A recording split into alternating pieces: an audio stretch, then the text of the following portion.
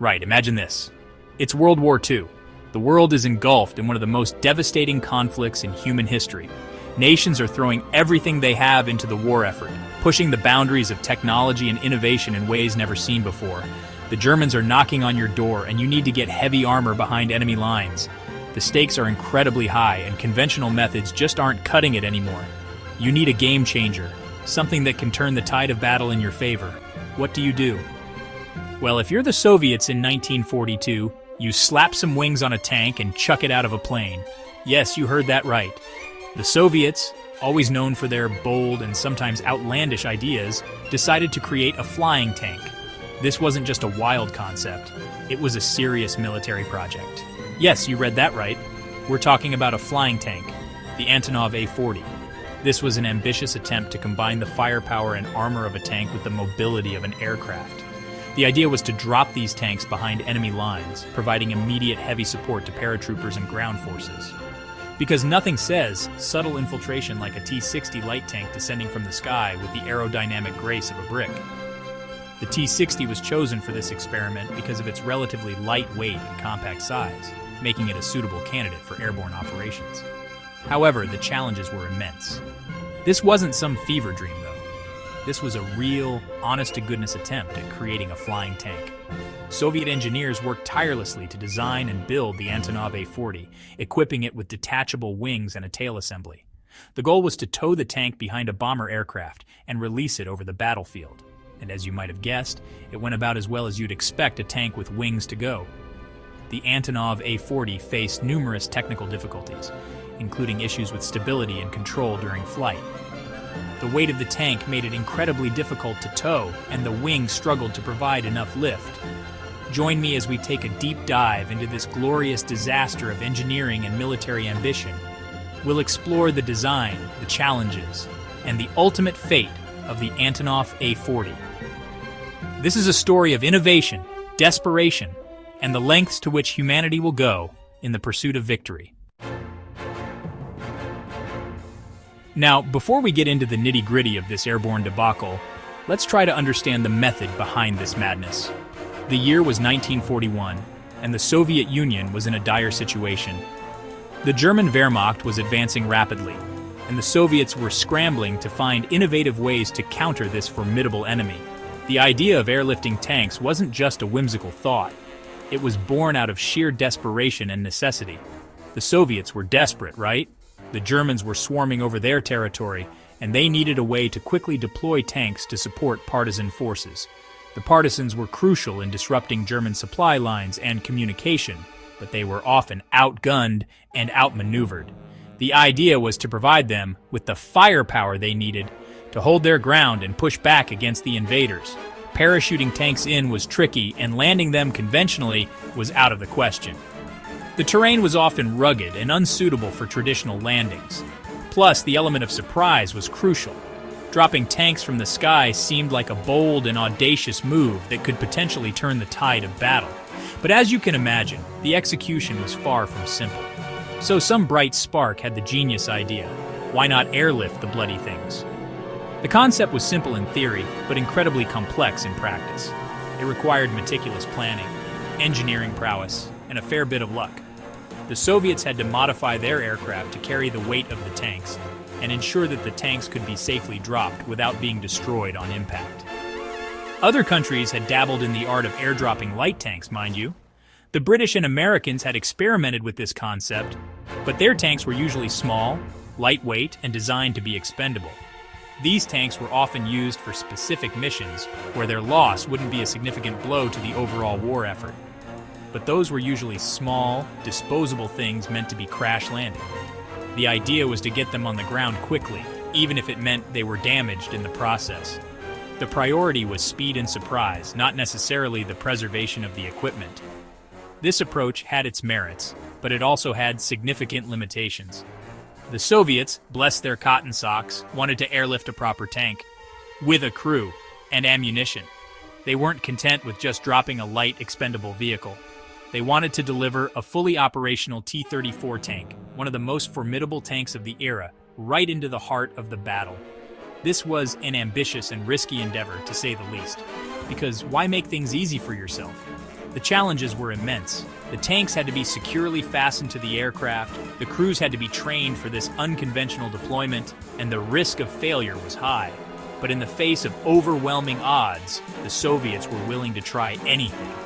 This was a testament to their resilience and ingenuity, even if the idea seemed a bit, well, mad.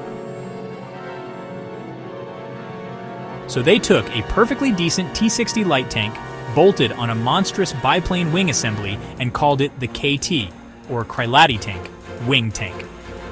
This was during a time when innovation in warfare was at its peak, and the idea of combining the brute force of a tank with the mobility of an aircraft seemed like a stroke of genius. The T-60 was already a reliable piece of machinery, known for its lightweight and decent armor. But adding wings to it? That was a whole new level of audacity. Catchy, isn't it? The concept was to create a vehicle that could be deployed quickly behind enemy lines, providing immediate armored support. Imagine the surprise of enemy troops seeing a tank descending from the skies. It was a bold vision, one that promised to revolutionize battlefield tactics. For its maiden voyage, they attached it beneath a Tupolev TB-3 heavy bomber, the aeronautical equivalent of a flying barn door. The TB-3 was a workhorse of the Soviet Air Force, known for its ability to carry heavy loads. It was the perfect candidate to test this ambitious project. The engineers and pilots were optimistic, believing that this could be the dawn of a new era in warfare.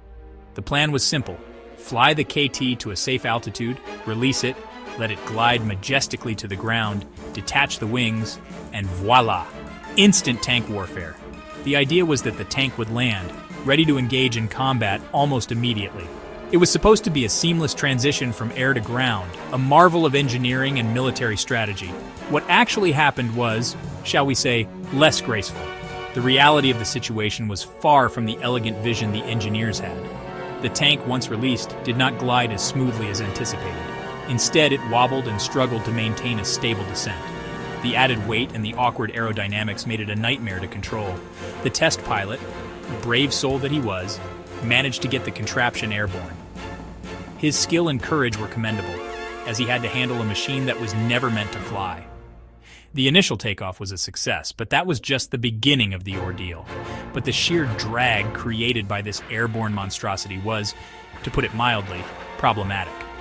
The wings, while theoretically sound, created immense drag that slowed down the bomber significantly. The aerodynamic inefficiencies were glaringly obvious, and the strain on the engines was immense. The bomber struggled to keep aloft like it was towing a house through treacle. The added weight and drag made it nearly impossible to maintain altitude. The crew could feel the aircraft straining, every bolt and rivet groaning under the pressure. The poor pilot had to ditch the KT early to avoid crashing. It was a decision made out of necessity, not choice. The tank was released prematurely, plummeting to the ground in a less than graceful manner. The dream of a flying tank was grounded, quite literally, by the harsh realities of physics and aerodynamics. This ambitious project, while innovative, served as a stark reminder that not all ideas, no matter how brilliant, can defy the laws of nature. Now, you don't need to be an aeronautical engineer to figure out why this was a spectacularly bad idea. First off, tanks are heavy. Wings, even big ones, don't magically negate the laws of physics. The lift generated was laughable, the drag was astronomical, and the whole endeavor was about as aerodynamic as a cow. Then there's the small matter of, landing. Even if, by some miracle, they'd managed to get this thing to glide any considerable distance, landing a tank with flimsy detachable wings is a recipe for disaster. Imagine trying to land a caravan sideways on a unicycle. That's about as close as I can get to describing it. Section 5. A for effort, E for execution.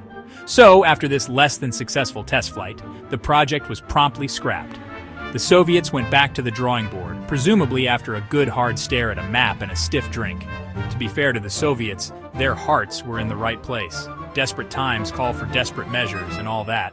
But sometimes, you just have to accept that some ideas, no matter how ingenious, are just plain barmy. Section 6. The legacy of a glorified glider. The Antonov A-40 remains a shining example of what happens when you let military ambition trump common sense. It's a testament to the human spirit of ingenuity, yes, but also a hilarious reminder that not all good ideas are good ideas. Today, the sole surviving KT sits in a museum, a monument to one of the most gloriously ridiculous military experiments ever conceived. Section 7. A tank is a tank, a plane is a plane, and never the twain shall meet.